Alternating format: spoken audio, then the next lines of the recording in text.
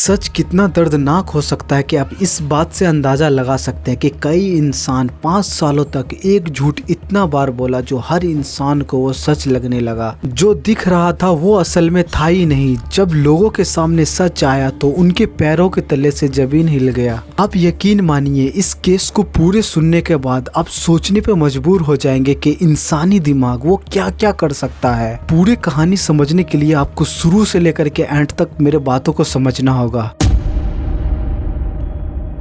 रोहन अपने 2 दोस्तों के साथ नैना का घर पहुंचता है। इनके हाथों में बंदूक था और ये गाड़ी से था। आंखों में पागलपन, नैना पे बंदूकें तान करके जबरन इनको अपने गाड़ी में बैठाता है। रोहन नैना को गाड़ी में बैठा करके इतना दूर ले जाता है, वहां पर दूर दूर तक एक भी इंसान का नाम और निशान नहीं था। नैना अगर जोर जोर से भी चिल्लाए फिर भी इनका आवाज कोई भी सुनने वाला नहीं था। सभी को लगा ये एक किडनैपिंग है, लेकिन सच्चाई बहुत ही भयानक थी। रोहन ने सुनसान वाली जगह पे एक खुद का कमरा बनाया खुद से और नैना को वहीं पे बंदी बना करके रखा।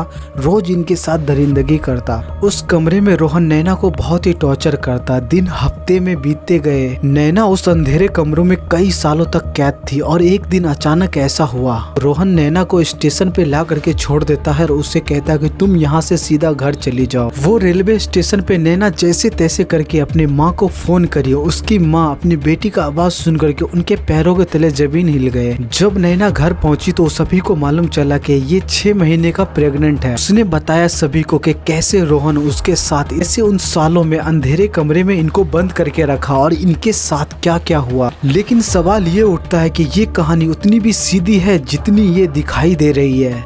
हमें समझने के लिए पास्ट में चलना होगा।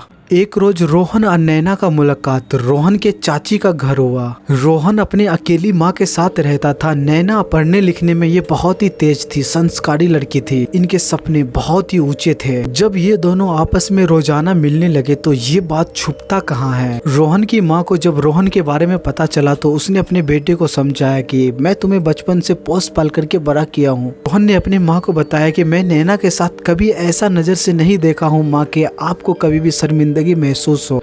चूंकि नैना अभी नाबालिग थी, रोहन ने फैसला किया कि नैना को बालिग होने तक ये इंतजार करेगा। दूसरी साइड नैना के माता पिता को भी मालूम चला तो नैना का माता पिता उसे बहुत ही अच्छे से समझाया और नैना मान भी गई, समझ गई। वो पढ़ाई लिखाई पे ध्यान देने लगी। सब कुछ बिल्कुल अच्छा चल रहा था। नैना अपनी परीक्षा की तैयारी करने के लिए इलाहाबाद मामा के यहाँ आकर के ये रहने लगी। मामा सूर्या जायसवाल के घर रुकी हुई थी। घर के बड़े लोग, इनके पापा ओम प्रकाश, माँ और उसकी छोटी बहन सब शादी में जाने वाले थे। जब नैना के घर में सभी बड़े लोग शादी के सिलसिले में गए हुए थे तो नैना घर पे ये बिल्कुल अकेली थी। तब ये तय करती है कि रोहन को बुलाया जाए और खत के जरिए रोहन को अपने पास बुला लेती है। ये घर पे पूरी तरह से अकेले थी और रोहन के साथ ये रहने लगती है। उसे लगा कि नैना घर पे अकेली है, सुरक्षित है, लेकिन तभी सब कुछ तबाह कर गया। जब नैना का घर वाले वापिस आया तो दरवाजा बाहर से खुला हुआ था। जब घर के अंदर दाखिल हुआ तो चीख पुकार मच गई। सभी को मालूम चला कि नैना घर में वो है ही नहीं। फौरन नैना के पिता और मामा पुलिस स्टेशन गई। पुलिस स्टेशन में रोहन के खिलाफ ये रिपोर्ट कि उसके बेटी को भगा करके ले गया। उसने बताया कि उसकी बेटी अभी नाबालिग है। रोहन वो मैच्योर है और उनकी बेटी को जबरन भगा करके ले करके गया है। पुलिस फौरन रिपोर्ट लिखता है। पुलिस फौरन अपना काम स्टार्ट करता है। हर तरफ नाकाबंदी लगा देता है। पुलिस वाले रोहन के घर माँ के पास पहुँचता है, उनसे पूछताछ करता है। अपने माँ को भी रोहन यही बता करके गया था कि मैं कुछ देर में लौट करके आ रहा हूँ, लेकिन वो अभी तक नहीं लौट करके आया है। पूरे इलाके में इस बात को लेकर के हड़कंप मच गई कि एक होनहार लड़की वो कैसे भाग सकती है। पुलिस के लिए ये एक चुनौती बन चुका था और नैना के परिवार के लिए ये कभी ना खत्म होने वाला इंतजार बन चुका। पुलिस ने रोहन की तलाश बहुत ही तेज कर दी थी, लेकिन जैसे ही जैसे ये केस आगे बढ़ रही थी बहुत से ऐसे किरदारों के नाम सामने आ रहे थे जो इस केस से ताल्लुकात रखते थे। उसी मोहल्ले में एक कपल भी रहते थे जिसे रोहन चाचा चाची कह करके बुलाते थे। उनके पास जाया करते थे। नैना भी उनके पास अक्सर जाया करती थी क्योंकि नैना उनके पड़ोसी जो थे। नैना और रोहन के लिए ये घर मिलने के लिए एक सुरक्षित ठिकाना बन चुका था। किसी को भी कानो कान खबर नहीं थी कि ये 4 दीवारी के पीछे आखिर क्या खिचड़ी पक रही है। लेकिन सच्चाई कभी नहीं छुपती है, कभी न कभी तो लोगों के सामने आना ही था। पूरे मोहल्ले जानने लगे कि इन दोनों का रिश्ता आखिर क्या है। पुलिस वाले ने रोहन के चाचा चाची को भी उठाया, लेकिन बहुत ही सख्ती से पूछताछ करने के बाद भी रोहन के चाचा चाची बस एक ही बात पे अटक गए थे कि रोहन ऐसा कर ही नहीं सकता है। अगर ऐसा किया भी है तो हमें क्या पता कि रोहन ऐसा कदम आखिर उठा लेगा। लेकिन पुलिस को शक थी कि रोहन इतना बड़ा कांड ये अकेले नहीं कर सकता है, जरूर इनको किसी ने अंदर से मदद किया है इनका। आखिर इसे भागने में मदद इसका आखिर कौन किया, इसे रहने के लिए जगह कौन दिया। नैना के पिता ओम प्रकाश और मामा सूर्या जायसवाल दोनों के गुस्सा सातवें आसमान पे थे। बस कैसो भी करके पुलिस वाले पे दबाव बनाता, उसके बेटी को ढूंढो, वो नाबालिग है, वो कहीं भी अकेले नहीं गई है, रोहन ने जबरन उसे अपने साथ ले गया है, बस कैसो भी करके मेरा बेटी को ढूंढ करके ला दीजिए। जब पुलिस ने रोहन के ठिकाने पे छापामारी की तो कुछ बातें ऐसे मालूम चला, मोहल्ले के लोग आपस में बात कर रहे थे कि रोहन इतना बड़ा सातिर आखिर कैसे हो सकता है। नैना और रोहन के बारे में कुछ मालूम नहीं चल रहा था। पुलिस की नजरों में रोहन एक भगौरा साबित हो चुका था। हर तरफ उनके पोस्टरें लग गए थे। उन्हें बहुत ही मेहनत से ढूंढा जा रहा था, लेकिन उनका कोई नामो निशान नहीं मिल रहा था। आखिर उसे जमीन निगल गई या आसमान निगल गया। एक ऐसा मुजरिम जिसका बैकग्राउंड पूरी तरह से क्लीन था, कभी कोई वो गलत काम नहीं किया था, लेकिन फिर भी पुलिस वाले को लग रहा था कि रोहन ने उसे चुनौती दे डाला है। पुलिस ने रोहन के माँ से भी बार बार पूछताछ की। उसकी माँ ये सोचने पर मजबूर हो गई कि उसका बेटा नैना को बालिग होने तक वो इंतजार करने वाला था, लेकिन उसका बेटा दरिंदा कैसे ऐसा बन गया, आखिर वो कैसे कर सकता है ऐसा। पुलिस वाले को लग रहा था कि रोहन कोई एक न एक तो गलती करेगा, उसे पैसे की तो जरूरत पड़ेगा, पैसे के लिए किसी अपने से तो कांटेक्ट करेगा। लेकिन हफ्ते बीते, महीने बीते, लेकिन रोहन का कोई नामो निशान नहीं मिला। पुलिस को ऐसा लग रहा था कि रोहन को जमीन निकल गई या नैना को आसमान निकल गया। इसकी तफ्तीश सब उस मोड़ पर खड़ा हो गई थी। हर रास्ता बंद नजर आ रहा था। क्या रोहन नैना को बहुत ही दूर लेकर के निकल गया है? जैसे जैसे वक्त गुजर रहा था, नैना का माता पिता का उम्मीदें टूट रहा था। वो बहुत ही परेशान रहती, बार बार पुलिस स्टेशन जाती, पुलिस वालों पे दबाव बनाता। इसे किडनैपिंग या कांड बोलो, इसे पूरे बीते हुए पूरे 6 महीने बीत गया था। इलाहाबाद के गलियों में अभी भी सन्नाटा था। पुलिस के फाइलों वो दौड़ रही थी। नैना के पिता ओम प्रकाश और मामा सूर्या जायसवाल रोज थाना के चक्कर काटते। उसका बस रोज एक ही सवाल होता है, क्या साहब नैना या रोहन का कुछ पता चला? लेकिन पुलिस के पास कोई भी जवाब नहीं होता। हैरानी की बात यह थी कि रोहन के बूढ़ी माँ वो बदहवास वो पुलिस स्टेशन पहुंचती, बताती कि साहब मेरा बेटा ऐसा नहीं कर सकता। वो तो नैना से बेइंतहा मोहब्बत करता था, उसे बालिग होने तक ये इंतजार करने वाला था, तो मेरा बेटा आखिर ऐसा कैसे कर सकता है? लेकिन कानून की नजर में रोहन एक भगौरा डिजर्व करता था और वक्त का पहिया घूमा और इस केस को पूरे 1 साल बीत गया। जो उस गलियों में इस केस को लेकर के सभी बातें किया करते थे, अब धीरे धीरे वो भूलने लगे हैं। पुलिस वाले को रोज का काम हो गया रोहन के चाचा चाची के पास जाकर के पूछता, रोहन आया? हमेशा उनका चाचा चाची का एक ही सवाल होता कि साहब मुझे नहीं पता रोहन कहाँ गया, रोहन ऐसा नहीं कर सकता। इनके चाचा चाची के चेहरे पे भी बेबसी पुलिस को यकीन दिलाने लगी कि हो सकता है कि ये सच भी बोलता हो। और वक्त के साथ साथ 2 साल 3 साल बीत चुका था। नैना के घर के बाहर जो पहरा पुलिस वाले लगा रखे थे वो भी हटा दिए गए थे। पुलिस के रिकॉर्ड में ये केस अनसुलझी पहेली बन चुका था। वहाँ के इंचार्ज वो चेंज हो चुके थे, फाइलें पुरानी हो गई, लेकिन वो दर्द अभी भी ताजा था। ना ही रोहन का कोई फोन कॉल आया, ना ही उनके अकाउंट से 1 रुपया निकाला गया। 4 साल बीत गया था। नैना की माँ उम्मीदें तोड़ने लगी थी। पूरा परिवार उसी मोहल्ले में उसी दर्द के साथ ये जी रहा था। हर गुजरता दिन एक नया सवाल खड़ा करता था, क्या नैना लौट करके वापस आएगी? और फिर आया वो 5वां साल। एक दोपहर नैना के माँ के पास फ़ोन बजता है। नैना का माँ फ़ोन उठाती है। दूसरी तरफ नैना होती है। वो बहुत ही धीमी आवाज़ में कहती है रोते हुए, माँ मैं नैना बोल रही हूँ। नैना के माँ का बरसों का इंतज़ार इससे ख़त्म हो गया। अपनी बेटी का आवाज़ सुन करके वो बहुत ही खुश हुई। उधर से नैना बोली कि मैं एक स्टेशन पे हूँ, रोहन ने मुझे यहाँ पे छोड़ करके भाग गया है। नैना के मामा सूर्या जायसवाल फौरन स्टेशन के तरफ वो दौड़ते हैं। उसी स्टेशन पे नैना उसे मिलती है, आंखों में उदासी, कपड़े फटे हुए, बहुत ही उदास सी शक्ल की। नैना के मामा जब नैना के करीब जाकर के देखा तो इनके आंखें फटे का फटे रहेगा, क्योंकि नैना 6 महीने की गर्भवती थी। मामा के गुस्से और दुख का कोई भी ठिकाने नहीं रहा। नैना को फौरन अस्पताल ले जाया गया। नैना ने पुलिस वाले को बयान दी कि कैसे 5 सालों तक अंधेरे कमरे में रोहन ने उसे बंद करके रखा।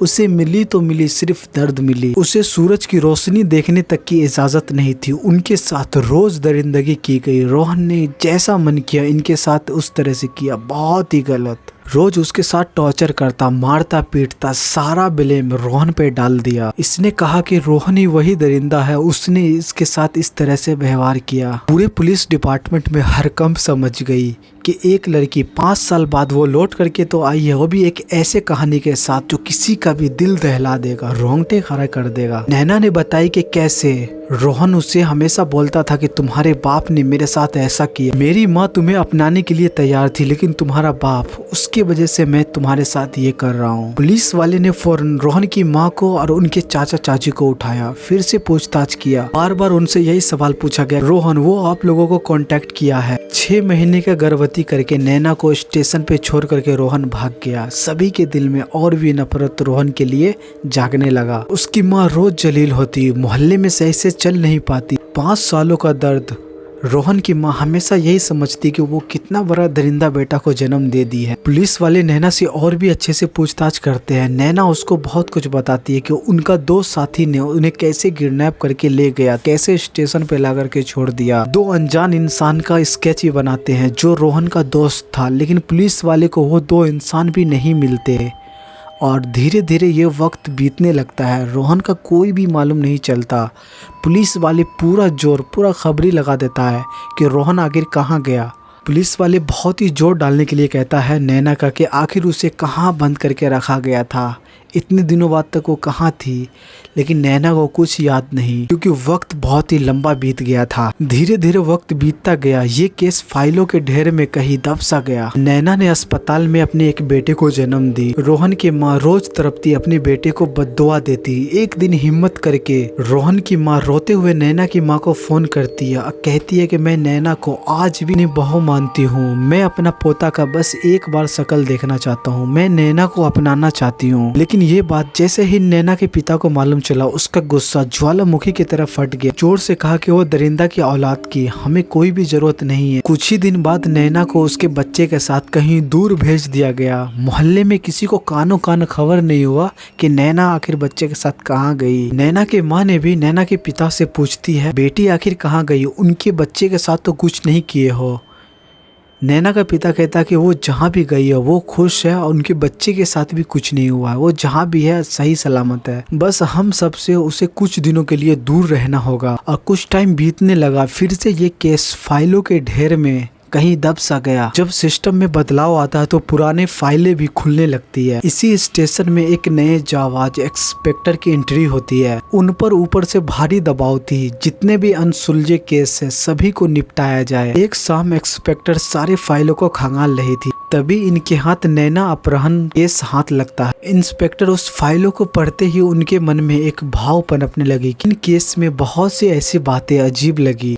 कई साल बाद प्रेग्नेंट होकर के लड़की वापस आना, फिर से उनके माता पिता उनको कहीं भेज देना, रोहन का नामो निशान नहीं मिलना। इन्हें लगा कि इस केस में जो दिखाई गई है सच्चाई से बहुत ही दूर कुछ कड़वी चीजें छुपी हुई है जो किसी को भी नहीं दिखा। इंस्पेक्टर ने फैसला किया कि ये केस को फिर से खंगालेगा, कुड़ेदेगा। पुलिस के किरदारों ने फिर से सारे लोगों को ट्रैक करना शुरू किया जो भी किरदार इन केस के करीब थे। इसे नहीं पता था कि ये एक ऐसे राज के करीब पहुंच रहे हैं जिसे नैना के परिवार ने बहुत ही सफाई से जमीन के नीचे दफन कर दिया है। पुलिस की टीम अब उन सुरागों के पीछे थी जो 5 साल पहले छूट गई थी। क्या वाकई में रोहन कहीं भागा था या उसे भागने पर मजबूर किया गया था? पुलिस ने अब इस केस की एक एक कड़ी को जोड़ना शुरू कर दिया था। इंस्पेक्टर पुराने फाइलों को और तारीखों को गौर से देखा तो एक बहुत ही बड़ा सुराग मिला। नैना का अपहरण उस दिन हुआ था जिस दिन नैना का पिता ओम प्रकाश और मामा सूर्या जायसवाल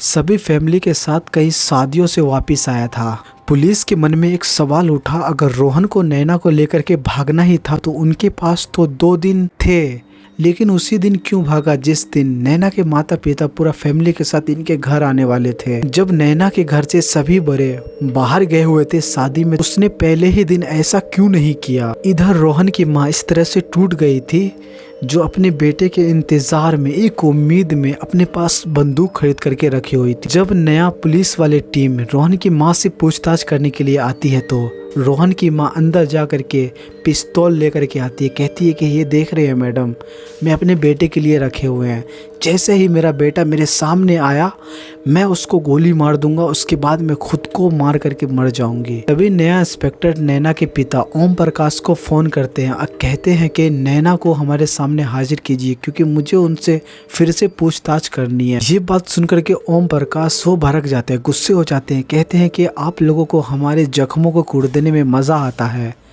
आप लोग ये केस को बंद क्यों नहीं कर देते? हम लोग सब कुछ भुला करके नया ज़िंदगी शुरू करने की कोशिश कर रहे हैं, नया ज़िंदगी जी रहे हैं, आप लोग क्यों हमारी ज़िंदगी में दखल अंदाजी दे रहे हैं? इंस्पेक्टर का लहजा थोड़ा गर्म हो जाता है, कहता है कि देखिए ओम प्रकाश जी, आपको तो थाना आना ही पड़ेगा उसको लेकर के, ये हमारा रिक्वेस्ट नहीं बल्कि ऑर्डर समझिए। आपको नैना और नैना के मामा सूर्या जायसवाल और आपको आना ही होगा। घर में सन्नाटा छा जाता है। नैना की माँ ओम प्रकाश से पूछता है कि क्या हुआ जी? ओम प्रकाश बताते हैं कि पुलिस वाले का पुलिस स्टेशन से फ़ोन आया था, उसे रोहन कहीं मिल गया, पकड़ा जा चुका है, हमें फिर से पुलिस स्टेशन जाना पड़ेगा। पुलिस स्टेशन से सीधा रोहन के माँ के पास फ़ोन करता है और चाचा चाची के पास फ़ोन करता है, कहता है कि फ़ौरन आप लोग इलाहाबाद आ जाइए क्योंकि हमें रोहन मिल चुका है। उम्मीद और नफरत मिले जुले सवाल लेकर के सभी इलाहाबाद पुलिस स्टेशन पहुंच जाते हैं। इंस्पेक्टर सभी को अलग अलग कमरे में बैठा देता है, नैना और उनके पिता और उनके मामा को भी अलग अलग कमरे में बैठा देता है, लेकिन रोहन के माँ उनके चाचा चाची को एक दूसरे कमरे में ले जाते हैं जहाँ पे लवारिस लाश की सामानें रखी हुई होती है। जैसे ही वो कमरे में जाती है कि रोहन की माँ और उनके चाची पूछती है कि रोहन कहाँ है, उसे हमारे सामने लाइए, लेकिन पुलिस वाले बहुत ही निराशाजनक में के सामने जीन्स फटा चीटा और टी शर्ट और कुछ लॉकेट उनके सामने रख देता है। उनकी टी शर्ट पे खून लगा हुआ था। रोहन की माँ जब अपने बेटे के कपड़े इस हालत में देखती है तो उनके कलेजे फट जाती है कि साहब आप तो हमारे बेटे से मिलवाने वाले थे, लेकिन उनकी चीजें उनके सामाने क्यों दिखा रहे हैं? पुलिस वाले बहुत ही उदासी से रोहन की माँ को बताता है कि आपका बेटा मर चुका है उसी दिन जिस दिन नैना का अपहरण हुआ था। ये सुनकर के रोहन के माँ और चाचा चाची उनका दिल दहल जाता है। वो दोनों ये सुनकर के हैरान हो जाते हैं कि इतने दिनों तक हम सिर्फ एक ही बात बोलते रहे कि हमारा बेटा रोहन या हमारा रोहन ऐसा कुछ कर ही नहीं सकता है, लेकिन आप लोगों ने बार बार मेरे से पूछे, हमारे जख्मों को कुरेदा, लेकिन हकीकत में हुआ क्या था? मेरा बेटा तो उसी दिन मारा जा चुका था। उनके चाचा चाची फिर ये पूछती है कि 6 महीने के प्रेगनेंसी इतने दिनों से इसे किडनैप करके ये आखिर कहाँ थी? पुलिस वाले बोलते हैं कि रोहन की लाश उसी दिन मिल गई थी, ट्रेन पटरी पे मिला था, इनका चेहरा बुरी तरह से कुचला जा चुका था, ये लवारिस होने के कारण से इनके बॉडी को अंतिम संस्कार कर दिया गया और उनकी सामानें रख दी गई। उसकी माँ का कलेजा फट जाता है, उनका मासूम सा बेटा मारा जा चुका है जिसे 5 सालों तक ये रोज बद्दुआ देती रही। पुलिस वाले ने ये साबित कर दिया था कि रोहन का मौत उसी दिन हो चुका था और सबसे बड़ा सवाल उन लोगों के सामने था जो दूसरे कमरे में बैठा हुआ था। अगर रोहन ने 5 साल पहले ही वो मर चुका था तो नैना के पेट में जो 6 महीने का बच्चा पल रहा था, वो बच्चे को जन्म दी थी, वो बच्चा किसका था? और नैना ने जो इतना बड़ा घटिया इल्जाम लगाया था रोहन पे, उनके साथ टॉर्चर किया, उनको रोज मारता पीटता, फिर वो किसके कहने पे ये सब बोल रही थी? बारी थी नैना की और उसके पिता ओम प्रकाश और उसके मामा सूर्या जायसवाल की। इन सभी के चेहरे पे से मुखौटा उतर गया। पुलिस स्टेशन में नैना से सख्ती से पूछताछ करता तो नैना टूट जाती। 5 सालों से अपने सर पे बोझ ढो रही थी, वो एक एक करके बताना स्टार्ट करती है कैसे 5 साल पहले रोहन को इसी ने ही बताया था कि उनके माता पिता सभी शादियों में कहीं गए हुए थे, रोहन को बुला लिया था, इनके साथ रह रहा था। 2 रोज ये दोनों बहुत ही अच्छे से रहे, लेकिन तीसरे रोज इनके मामा सूर्या जायसवाल इनके घर पे आ गया, जो इनको नहीं आना चाहिए था। जब इनको इन दोनों को साथ में देखा तो उनके चेहरे पे बहुत ही गुस्सा फूट उठा। गुस्से में फौरन ओम प्रकाश को फ़ोन किया। ओम प्रकाश अपने घर के लिए निकल गया। वो घर आने के बाद ओम प्रकाश का गुस्सा 7वें आसमान पे था, मानो कि उनकी आंखों में मौत का खून सवार हो गया। कुछ दिनों पहले नैना को रोहन ने फ़ोन किया था, लेकिन गलती से ओम प्रकाश ने उठा लिया था। रोहन ने कहा भी था कि ओम प्रकाश से कि मैं वेट करने के लिए तैयार हूँ, बालिग होने तक मैं इंतज़ार कर सकता हूँ, बस आप मुझे उसे मिलने से नहीं रोकिए, मैं कोई ऐसा गलती नहीं करूँगा। अगर आप बीच में आते हैं आपके नाक के नीचे से उसको भगा करके ले जाएंगे। यही बात का बहुत ही ज़्यादा गुस्सा था ओम प्रकाश ने रोहन का गला तब तक दबा करके रखा जब तक उसकी मौत नहीं हो गई। जब वो मर गया, सूर्या जायसवाल गला चेक किया और ओम प्रकाश को बताया कि अब ये पूरी तरह से मर गया है, अगर अपने लोगों को बचना है तो इनकी बॉडी को ठिकाना लगाना पड़ेगा। इसी वजह से सूर्या जायसवाल ने उसके बॉडी को बोरा में पैक करके एक ट्रक पे रखा और स्टेशन पे ले जा करके ट्रेन के पटरी पे उनके चेहरा लेटा दिया और ट्रेन आकर के कुचल दिया। रोहन की बॉडी को कोई भी पहचान नहीं पाया और ओम प्रकाश अपने बेटी को बहुत ही अच्छे से समझा दिया कि देखो अब रोहन तो रहा नहीं, अब गलती से वो मर चुका है। अगर ये बात पुलिस को पता चलती है, बाहर जाती है तो बदनामी बहुत होगा और हमें जेल भी हो सकता है और हमारे साथ तुम्हें भी जेल जाना पड़ सकता है। अपने बाप का शाखा और इज्जत बचाने के लिए नैना अपने बाप के बातों में आ गई और रोहन की यादों में ही वो खोने लगी। अब पुलिस वाले के पास सबसे बड़ा ये सवाल था कि नैना आखिर इतने दिनों तक वो थी तो थी कहाँ। नैना बताती है कि हमारे पिता ने हमें दूर के रिश्तेदार के पास दे आए थे वहाँ पे मजदूरी करने के लिए। हमारी दुनिया में कोई भी नहीं है, मैं अकेला हूँ, मेरे माता पिता नहीं है। ये बोल करके वहाँ पे कई दिनों तक काम किया। उसके बाद एक अच्छा लड़का देख करके मेरा उनके साथ निकाह कर दिया। जिनसे मेरा पिता ने मेरा शादी किया था उन्हीं से ये बेटा है और 2 बेटा और भी है। और पुलिस वाले को बताता है जब मेरा शादी हो रहा था तो मेरे शादी में मेरा मामा और अपना डैड खुद गेस्ट शरीक हुए थे। मुझे बस जैसा कहा गया मैं बस वैसा ही करती गई। पुलिस वाले कहते हैं ठीक है, मान के चलो तुम्हारी इंसानियत मर गई। उस टाइम तक तुम तो नाबालिग थी, अभी तो बालिग हो। कुछ टाइम बाद ही तुम बालिग हो गई थी। तुम्हारे अंदर इतना तो समझ में आ गया होगा कि तुम किसका साथ दे रही हो। लेकिन नैना बताती है कि हमारे आंखों पे पट्टी बंधा हुआ था मेरे पिता का, वो जैसा जैसा बोला करने के लिए मैं वैसा ही किया। रोहन का कसूर बस इतना था कि वो इस लड़की से प्यार की जिसके परिवार के लिए औलाद से बढ़ के उसका शान था। उस माँ का दर्द और भी ज्यादा बढ़ गया जब उसे मालूम चला कि उसका बेटा का बस इतना ही कसूर था। इसका बेटा उस लड़की से प्यार किया, इसके परिवार के लिए अपने औलाद से भी बढ़कर उसके लिए शान थी। रोहन ने तो नैना को बालिग होने तक की इंतजार करने की कस्में खा रखी थी। बालिग होने के बाद ही रोहन उससे शादी कर सकता था, लेकिन समाज की नफरत ने उसे इंतजार करने का मौका ही नहीं दिया। अब रोहन की माँ के पास बस एक ऐसी यादें थी और उम्र भर का पछतावा उसे उम्र भर सताने वाला था। इसने अपने बेटे को आखिरी बार देखा तक नसीब नहीं हुआ। इंसान तो मर जाता है लेकिन उसके पीछे रहने वालों का क्या। रोहन की माँ की ये तरफ हमें सोचने पर मजबूर करती है कि हमारे गुस्से और गलत फहमियाँ की कीमत कितनी बड़ी हो सकती है।